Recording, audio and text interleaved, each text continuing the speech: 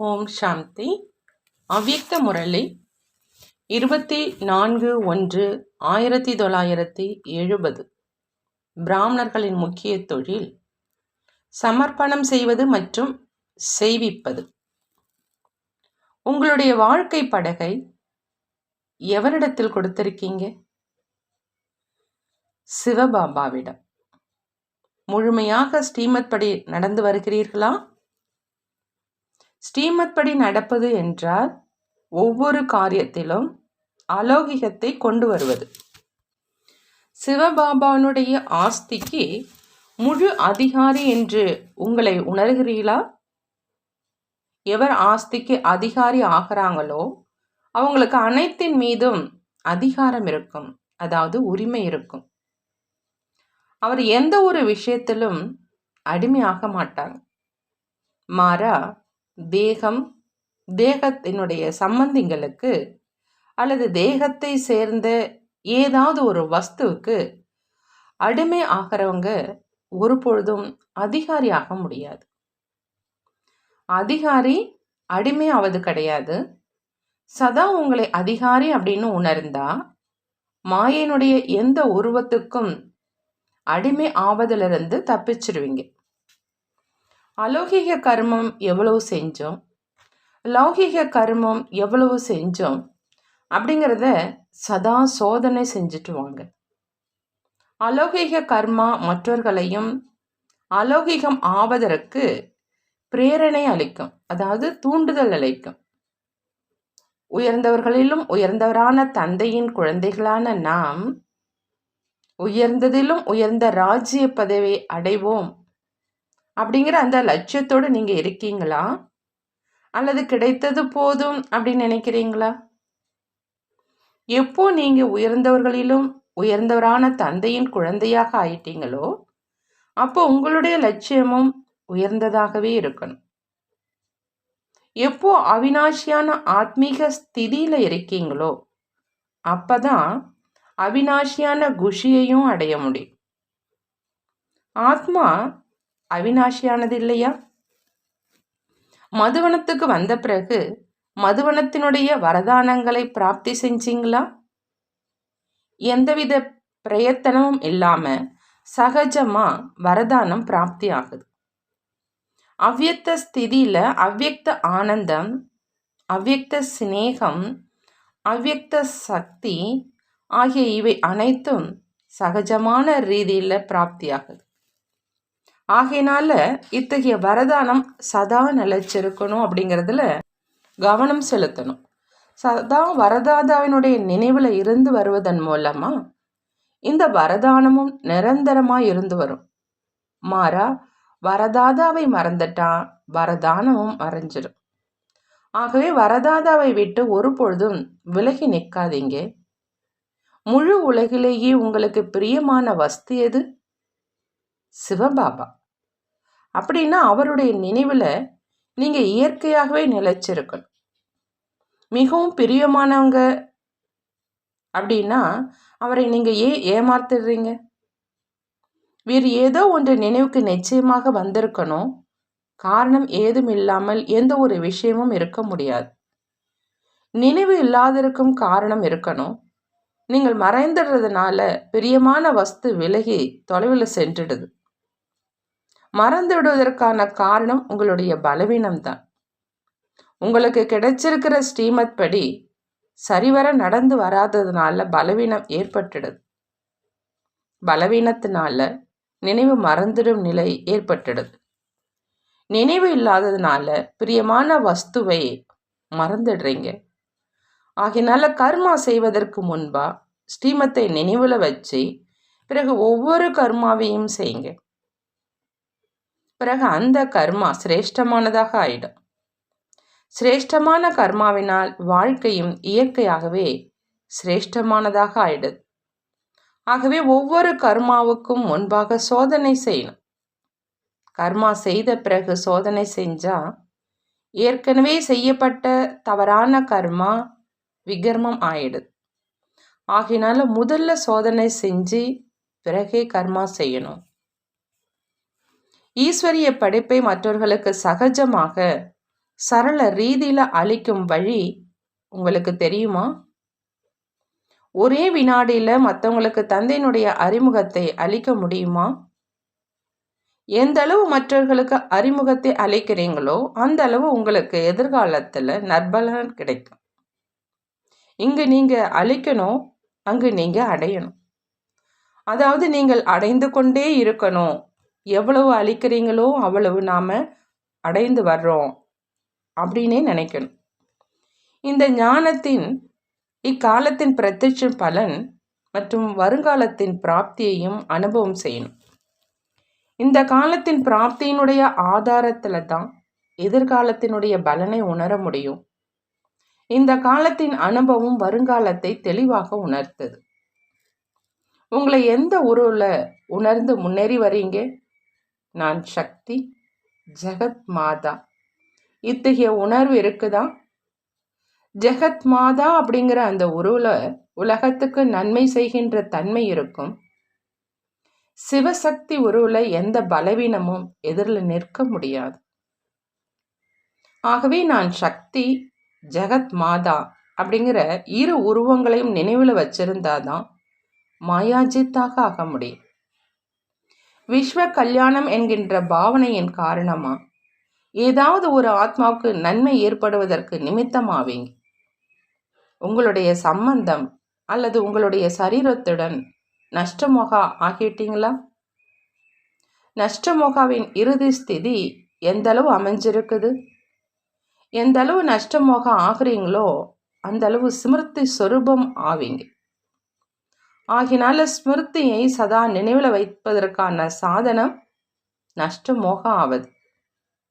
நஷ்டமோகா ஆவது சகஜமாக இருக்குதா அல்லது கடினமாக இருக்குதா? எப்பொழுது நீங்களே உங்களை சமர்ப்பணம் செய்திடுவீங்களோ அப்போ அது எளிதாகிடும். மாறாக சமர்ப்பணம் செய்யாமல் உங்களிடத்திலேயே வைத்திருந்தால் அது கடினமானதாக இருக்கும். நஷ்டமோகா ஆவதை எளிதாக செய்வதற்கு முக்கிய சாதனமாவது சமர்ப்பணம் செய்து விடுவதே. தந்தைக்கு எது தேவையோ அதை உங்கள் மூலமாக செய்து விடுவார். தானியங்கி இயந்திரங்கள் மூலமாக தொழிற்சாலையின் சகல காரியங்களும் நடைபெறுகிறது. எந்திரங்களின் வேலை தொழிற்சாலையை இயக்குவது. அதே மாதிரி நாம நிமித்தமானவங்க. செய்விப்பவர் எப்படி தேவையோ அப்படியே நம்மை செய்விக்கட்டும். அப்படி உணரும் பொழுது எந்த ஒன்றும் கடினமானதாக இருக்காது. இந்த ஸ்திதியை நாளுக்கு நாள் பலமானதாக செய்து வரணும். இந்த முக்கியமான விஷயத்தின் மீது கவனம் வைக்கணும். தந்தையினுடைய முன்னிலையில் எவ்வளவு உங்களை சமர்ப்பணம் செய்கிறீங்களோ அந்த அளவு தந்தையும் குழந்தைகளின் முன்னிலையில் தம்மை சமர்ப்பணம் செய்து கொள்கிறார். அதாவது தந்தையினுடைய கஜானாக்கள் குழந்தைகளை சேர்ந்தவையாக ஆகிடுது. உங்களுடைய குணங்களை மற்றவர்களுக்கு வழங்குவது ஏன் கடினமாக இருக்குது? சமர்ப்பணம் செய்வது மற்றும் செய்விப்பது, இதுதான் பிராமணர்களினுடைய தொழில். பிராமணர்களுடைய தொழில் பிராமணர்களை தவிர வேறு எவருக்கு அது தெரியும்? தந்தை எவ்வாறு குறைவானதனால் திருப்தி அடைவது இல்லையோ அதே மாதிரி குழந்தைகளும் குறைந்த அளவினால் திருப்தி அடைஞ்சிடக்கூடாது. நிச்சயத்தன்மையினுடைய அடையாளம் எது? வெற்றி. எவ்வளவு நிச்சய புத்தி இருக்குதோ அந்த அளவே சகல விஷயங்களிலும் வெற்றி காணப்படும். நிச்சய புத்தி ஒருபொழுதும் தோல்வி அடைவது கிடையாது. தோல்வி ஏற்பட்டால் நிச்சய புத்தி குறைவாக இருக்கு அப்படின்னு உணரணும். நீங்கள் வெற்றி ரத்தினங்கள் அப்படின்னு கருதணும். விக்னம் வரும், அதை முடிப்பதற்கான யுக்தியாவது அதனை ஒரு சோதனைத்தாள் அப்படின்னு நினைக்கிறது. சோதனைத்தாளில் பலவிதமான கேள்விகள் இருக்கும். சிலது மனதை பற்றி, வேறு சில உலகத்தில் நிலவும் கருத்து பற்றி, வேறு சில சம்பந்தம் பற்றி, வேறு சில தேசத்தினரை பற்றி என்று அவை பல வகைப்பட்டதாக இருக்கும். ஆனால் இதை பற்றி அச்சமடையக்கூடாது. மாறா அதனுடைய ஆழத்தில் செல்லணும். மற்றவர்களை ஈர்த்து உங்களை அணுக செய்வது போன்ற சூழ்நிலையை அமைக்கணும்.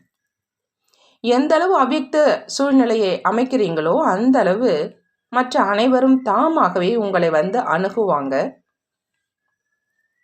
பாதையில நடந்து வரும்பொழுது ஏதாவது ஒரு நறுமணம் வீசினா அங்கு சென்று அது என்ன அப்படின்னு பார்க்க இதயம் விழையுது இல்லையா? அதே மாதிரி அந்த அவ்யக்த நறுமணம் மற்றவர்கள் விரும்பாவிட்டாலும் தானாகவே அது அவர்களை ஈர்த்திடும். நீங்கள் கொண்டுள்ள அந்த லட்சியத்துக்கு ஏற்ப உங்களுடைய நடவடிக்கைகளும் இருக்கணும். முயற்சி செய்கிறதுல கவனக்குறைவாக இருந்தால் நீங்கள் எப்படி முன்னேற முடியும்? பார்ப்போம் அப்படின்னு கூறி வந்தால் பார்ப்போம் அப்படிங்கிற அந்த வார்த்தையிலேயே நீங்கள் நின்றுடுவீங்க. நிச்சயமாக செய்வோம் அப்படிங்கிற அந்த குறிக்கோளோடு இருக்கணும். பார்ப்போம் என்று கூறுவது பலவீனத்தினுடைய அடையாளம். ஆகவே பலவீனத்தை அகற்றுவதற்கு பார்ப்போம் என்கிற சொல்லை விலக்கிடணும். நிச்சயத்தின் மூலம் வெற்றி ஏற்படும். சந்தேகம் இருந்தால் சக்தி குறைஞ்சிடும். நிச்சய புத்தி உடையவராக மாறினால் அனைவருடைய உதவியும் கிடைக்கும். என்னை தவிர வேறு எவரும் இதை செய்ய முடியாது என எந்த ஒரு காரியத்தை செய்யும் பொழுதும் கருதினால் நீங்கள் அதில் வெற்றி காண்பீங்க. இன்று முதல் பார்ப்போம் அப்படிங்கிற அந்த வார்த்தையை அகற்றிடுங்க. நான் சிவசக்தி. சிவசக்தி சகல காரியங்களையும் செய்து முடிக்கக்கூடியவங்க. சக்தி சிங்கத்தின் மீது சவாரி செய்வதாக காட்டப்பட்டிருக்கு. மாயை சிங்கத்தின் உருவல வந்தாலும் அச்சமடையக்கூடாது. சிவசக்தி ஒரு பொழுதும் தோல்வி அடையிறது கிடையாது. இப்போ அவகாசமும் கிடையாது. காலத்துக்கு முன்பாகவே உங்களை மாற்றிக்கொள்ளுவதால் 1,00,000 மடங்கு பலம் கிடைக்கும். நாம் மாறியே ஆகணும் அப்படிங்கிற அந்த உறுதியோடு மாறணும். சென்ற கல்பத்திலும் நாம் ஆஸ்தியை அடைஞ்சோம் அப்படிங்கிறது நினைவுக்கு வருது. உங்களை பழையவர்கள் அப்படின்னு கருதும் பொழுது சென்ற கல்பத்தினுடைய நினைவு வருது. இதனால முயற்சி சகஜமாக ஆயிடுது. ஏன்னா சென்ற கல்பத்திலும் நான் அடைஞ்சிருந்தேன், இந்த கல்பத்திலும் நிச்சயமா அடைந்தே தீருவேன். சென்ற கல்பத்தின் அந்த நினைவு சக்தியை அளிக்க வல்லது. உங்களை புதியவர்கள் அப்படின்னு கருதும் பொழுது பலவீனமான சங்கல்பங்கள் தோன்றுது. அடைய முடியும் என்பது சரியல்ல. நான் தான் சென்ற கல்பத்திலும் அடைந்திருந்தேன் அப்படின்னு உறுதியோடு இருப்பதனால சக்தி கிடைக்குது. சதா உங்களை தைரியம் உடையவர்களாக செய்யணும். ஒருபோதும் தைரியத்தை இழக்கக்கூடாது. தைரியம் இருந்தால் உதவியும் கிடைக்கும். நாம் சர்வ சக்திவானினுடைய குழந்தைகள் அப்படின்னு தந்தையை நினைவு செய்வதே தைரியமாகும். தந்தையை நினைவு செய்வது சகஜமானதா அல்லது கடினமானதா? அதை சகஜமானதாக ஆக்கும் பொழுது அது சகஜமானதாகிவிடுது. இது எனது தொழில், இது எனது கடமை, என்ன செய்வது அப்படிங்கிற அந்த பலகீன சங்கல்பம் வந்தவுடன் அது கடினமாக ஆயிடுது. இத்தகைய பலவீனமான சங்கல்பத்தை ஒருபொழுதும் இருக்கவிடக்கூடாது. மனதில் பலவீனமாக சங்கல்பம் உற்பத்தி ஆகிட்டா அங்கே அதை அழிச்சிட்டு சக்திசாலியான சங்கல்பத்தை உருவாக்கணும். மாற அவ்வாறு செய்வதற்கு இப்பொழுதும் முயற்சி செஞ்சு வந்தா நீங்க எப்பொழுது அவ்யக்த ஈர்ப்பை அனுபவம் செய்வீங்க? எதுவரை இத்தகைய பிரயத்தனம் செய்வதிலேயே இருக்கீங்களோ, அதாவது முயற்சி செய்வதிலேயே இருக்கீங்களோ, அதுவரை அவ்யக்த ஈர்ப்பை உங்களுக்குள்ள கொண்டு வர முடியாது. இந்த மொழியே பலவீனமானது. சர்வ சக்திவான் தந்தையின் குழந்தை இவ்வாறு சொல்லக்கூடாது. அவருடைய எண்ணம், சொல் ஆகிய அனைத்தும் நிச்சயத்தோடு இருக்கும். இத்தகைய ஸ்திதியை நீங்கள் உருவாக்கணும். சங்கல்பம் அப்படிங்கிற அந்த அஸ்திவாரம் வலிமையோடு இருக்குதா அப்படிங்கிறத சதா சோதனை செஞ்சுட்டு வாங்க. தீவிர புருஷார்த்தம் செய்து வருபவருடைய சங்கல்பம், சொல் மற்றும் செயல் ஆகிய மூன்றுமே ஒன்று போலவே இருக்கும்.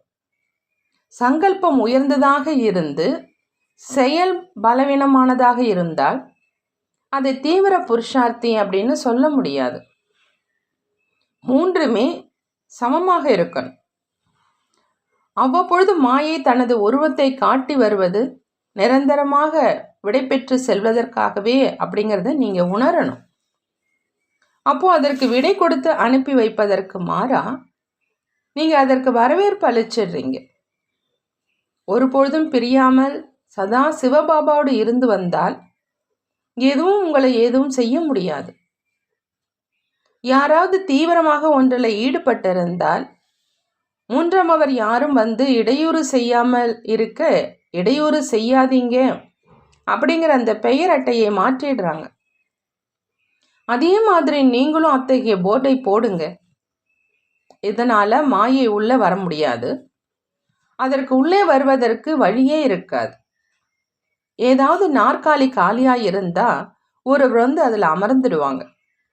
தாய்மார்களுக்கு இது மிகவும் எளிமையானது. தந்தையை நினைவு செஞ்சால் போதும். தந்தையை நினைவு செய்கிறதுனால ஞானம் தானாகவே வெளிவருது. எவர் தந்தையை நினைவு செய்கிறாங்களோ அவங்களுக்கு ஒவ்வொரு காரியத்திலும் தந்தையினுடைய உதவி கிடைக்குது. இங்கு கிடைக்கின்ற அனுபவத்தை அங்கும் நினைவில் வச்சா அது அழிவற்றதாக ஆயிடுது. அவ்வளவு சக்தி நினைவில் இருக்குது. நம் பரந்தாம நிவாசி ஒரு கடமையை செய்ய இங்கே வந்திருக்கிறோம், பிறகு திரும்பி போகணும் அப்படிங்கிற அந்த நினைவை அடிக்கடி புத்தியில் வைங்க. புத்தியை இந்த விஷயங்களில் தீவிரமாக ஈடுபடுத்தினால் அது வேறு எங்கும் அலையாது. ஞானத்தையும் மிகுந்த யுக்தியுடன் தான் மற்றவங்களுக்கு அளிக்கணும். நேரடியாக ஞானத்தை அளித்தால் புதியவர்கள் பயந்துடுவாங்க. முதல்ல ஈஸ்வரிய அன்பினால் அவங்களை கவரணும். சரீரதாரிக்கு வேண்டியது தனம், தந்தைக்கு வேண்டியது மனம். ஆகையினால மனதை எங்கு செலுத்தணுமோ அங்கேயே செலுத்திட்டு வாங்க. வேறு எங்கும் அது செல்லக்கூடாது. யோக யுக்த ஸ்திதியில் நிலைச்சிருந்து இரு சொற்களை பேசுவதும் நீண்ட உரையாற்றுவதற்கு சமம். 1 மணி நேரத்திற்கான பேச்சின் சாரத்தை இரு சொற்களின் மூலமாக விளக்க முடியும். அவ்யக்த பாப்தாதா பாட்டிகளோடு சந்திப்பு. பிரதி தினமும் நீங்கள் முன்னேறி வரீங்களா? இன்னும் அவகாசம் இருக்குது, பிறகு முயற்சி செய்வோம் அப்படின்னு வாளாவிருந்துடக்கூடாது. காலத்துக்கு முன்னதாகவே தயாராகிட்டு இந்த ஸ்திதியை அனுபவம் செய்யணும். மாறா இறுதி நேரத்தில் மட்டுமே இந்த ஸ்திதியை அனுபவம் செய்ய முன்னிட்டா காலம் மாறிடும், ஸ்திதியும் மாறிடும். காலம் முடிஞ்சிட்டா அவ்யக்த ஸ்திதியும் முடிஞ்சு பிறகு வேற ஒரு பாட்டு, அதாவது பாகம் துவங்கிடும். இதனால்தான் முன்கூட்டியே இந்த அவ்யக்த ஸ்திதியை அனுபவம் செய்யணும். குமாரிகள் வேகமாக ஓடி வர முடியும். ஆகையினால இந்த ஈஸ்வரிய ஓட்டத்திலும் வேகமாக ஓடணும். முதல்ல வரவங்களே முதலாம் அவருக்கு அருகாமையில் வர முடியும். இவ்வாறு சாக்கார பிரம்ம பாபா புகழப்படுறாங்க இல்லையா? லட்சியம் உயர்ந்ததாக இருக்கணும். முழுமையான லட்சியம் இருந்தால் முயற்சியும் முழுமையாக இருக்கும். அப்போதான் சம்பூர்ண பதவியை அடைய முடியும். சம்பூர்ணமான புருஷார்த்தம் அப்படின்னா சகல விஷயங்களிலும் உங்களை சம்பூர்ணமாக ஆக்கணும். இது ஒன்றும் பெரிய விஷயம் கிடையாது. அறிந்தவுடன் அதை நினைவு செய்வது கடினமானதா என்ன? அறிவதையே ஞானம் அப்படிங்கிறோம். ஞானம் அப்படின்னா லைட், அதாவது ஒளியாக, மைட்டாக, அதாவது சக்தியாக ஆகலை அப்படின்னா அந்த ஞானம் எதற்கும் உபயோகம் இல்லை. இதனை ஞானம் அப்படின்னு சொல்கிறது கிடையாது. இங்கு அறிவது, அதை செய்வது இரண்டும் ஒன்று போல இருக்கணும். மற்றவற்றில் அறிவது மற்றும் அவ்வாறு செய்வது என்பதில் வேறுபாடு இருக்கும். ஞானம் உங்களை ஞான சொரூபமாக ஆக்கிடுது. ஈஸ்வரிய ஞானம் உங்களை எந்த உருவமாக ஆக்கிடுது? ஈஸ்வரிய ஸ்திதி. ஆகவே ஈஸ்வரிய ஞானத்தை அடைகிறவங்க ஏன் ஈஸ்வரிய உருவத்தை அடைவது கிடையாது? சித்தாந்தம் என்பது வேறு விஷயம், அதாவது தியரி என்பது வேறு விஷயம். அறிவது அப்படின்னா அதை புத்தியில் தாரணை செய்வது என்பது வேறு விஷயம். தாரணையின் மூலமாக செயல்கள் தானாகவே நடைபெறுது. தாரணை அப்படின்னா அந்த விஷயங்களை புத்தியில் பதிப்பதாகும். எப்போ அது புத்தியில் பதியுதோ அப்போ புத்தியினுடைய உத்தரவுக்கு ஏற்பவே கர்ம இந்திரங்களும் அதன்படி செயல்படும். ஞானக்கடலான தந்தையினுடைய குழந்தைகள் நாம, மேலும் ஈஸ்வரிய ஞானத்தினுடைய லைட் மைட் நம்மிடத்துல இருக்குது. இப்படி உணர்ந்து நடந்து வரணும். ஞானத்தை கேட்பது மட்டும் என்பது வேறு விஷயம். வெறும் கேட்பது மட்டும் கிடையாது, அதை உணர்ந்து உள்ளூர பதித்துக்கணும். உணவு உண்பது ஒன்று, ஆனால் அதை ஜீரணம் செய்வது என்பது வேறு விஷயம். வெறும் உண்பதால் மட்டும் சக்தி கிடைக்காது, அதை ஜீரணம் செய்வதால் தான் சக்தி கிடைக்குது.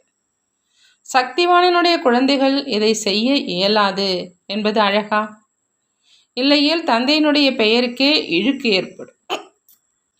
முன் உதாரணமாக திகழும் வண்ணம் நாம் செயலாற்றணும் அப்படிங்கிற அந்த லட்சியத்தோடு இருக்கணும். காலத்திற்காக காத்திருக்காமல் முன் உதாரணமாக மாறணும். தந்தை முன் உதாரணம் ஆனார் இல்லையா? உங்களுடைய இல்லத்துக்கு வந்திருந்தீங்க அப்படின்னு உணர்றீங்களா? வெளியே சுற்றி அலைந்து விட்டு வீடு திரும்புவதற்கு தம்முடைய இல்லத்தில் ஓய்வு கிட்டது. ஆகவே இங்கும் ஓய்வினுடைய உணர்வு ஏற்படுது. இங்கு வந்தவுடன் ஓய்வினுடைய அனுபவம் ஆகுது. சதா ஓய்வுடன் இருப்பதாக உணருங்க. கடமையை செய்வதற்காக வெளியில் சென்றாலும் இந்த ஓய்வினுடைய அனுபவத்தையும் உடன் எடுத்து செல்லுங்க. இதை உடன் எடுத்து சென்றால் எவ்வளோ பெரிய காரியத்தை செய்யும் பொழுதும் ஓய்வையே உணர்வீங்க. ஓய்வின் போது சாந்தி மற்றும் சுகத்தினுடைய அனுபவம் ஏற்படுது. உங்களிடத்துல சக்தி ஏற்பட்டுட்டா சுற்றுப்புற சூழ்நிலையினுடைய பிரபாவம் உங்கள் மீது ஏற்படாது. மாறாக நமது பிரபாவம் சுற்றுப்புற சூழ்நிலையின் மீது ஏற்படும். சர்வ சக்திவானினுடைய குழந்தைகள் நீங்க இருப்பினும் சூழ்நிலை உங்களை விட சக்தி வாய்ந்ததாக ஏன் இருக்குது? உங்களுடைய சக்தியை மறந்து விடுவதனால்தான். சூழ்நிலையினுடைய பிரபாவம் உங்கள் மீது ஏற்படுது. நோயாளிகளை தொட்டு வைத்தியம் செய்யும் வைத்தியர் மீது அந்த நோயினுடைய பிரபாவம் ஏற்படுவது இல்லை. அதே மாதிரி இத்தகைய உணர்வோடு நீங்கள் சேவை செய்யணும். நாம் சூழ்நிலையை உருவாக்குறவங்க, சூழ்நிலை நம்மை உருவாக்குவது இல்லை அப்படிங்கிற அந்த சக்தி மிக்க உணர்வோடு நீங்கள் இருக்கணும். நீங்கள் தம்பதிகளாக இருந்தாலும், அதாவது யுகலாக இருந்தாலும், உங்களை ஒரு தனியான ஆத்மா அப்படின்னு உணர்றீங்களா? ஆத்மா தனியானது இல்லையா? அதாவது ஒரு ஆத்மானுடைய சம்பந்தத்தில் வரணும் அப்படின்னா எவரோட சம்பந்தம் வைக்கணும்? சர்வ சம்பந்தங்களும் எவரிடத்தில் வைக்கணும்? பாபா ஒருவரிடத்தில் தான். இரண்டு வேண்டுமானால் தந்தை மற்றும் குழந்தைகள். மூன்றாவது சம்பந்தம் ஏதுமே கிடையாது. சர்வ சம்பந்தங்களையும் ஒருவரிடத்தில் தான் வைக்கணும்.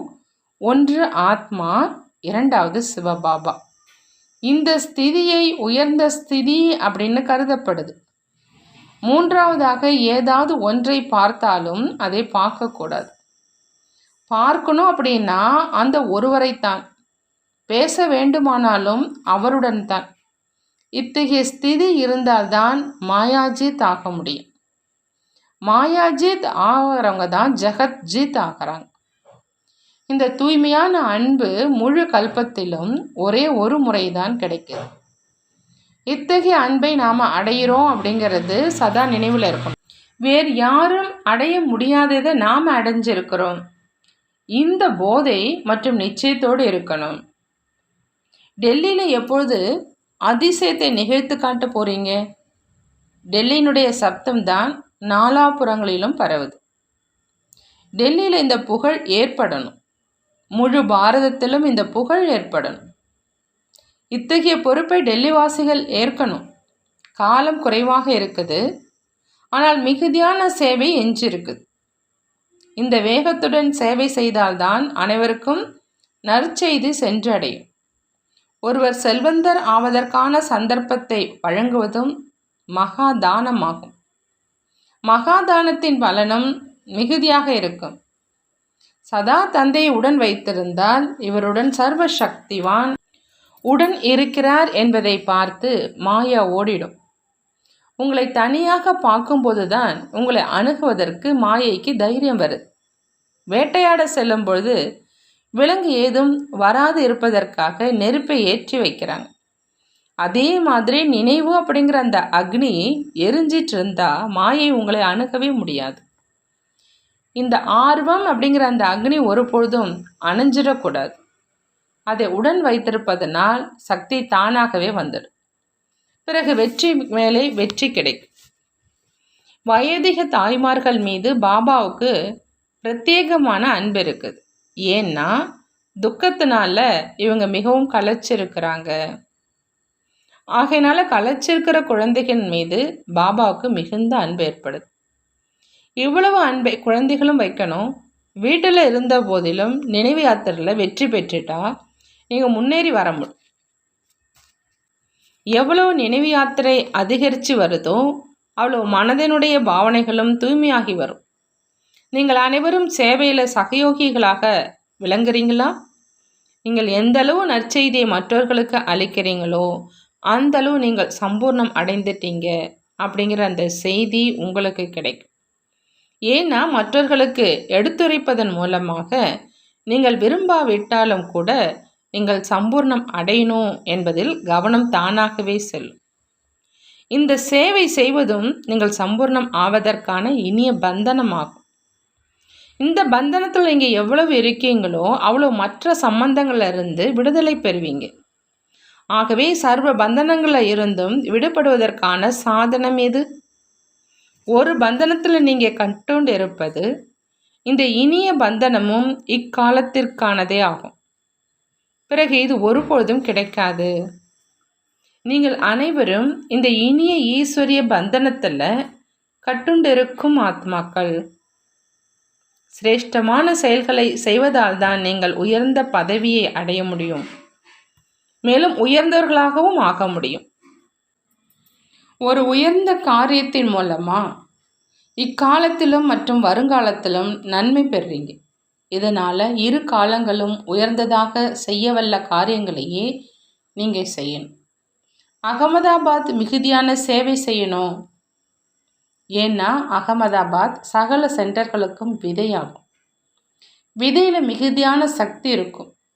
ஆழ்ந்த உறக்கத்தில் ஆழ்ந்திருப்பவர்களும் உறக்கம் கலைந்து எழும் வண்ணம் உரத்த அரைக்குரல் விடுங்க. குமாரிகள் அதிசயங்களை செய்து காட்ட முடியும்.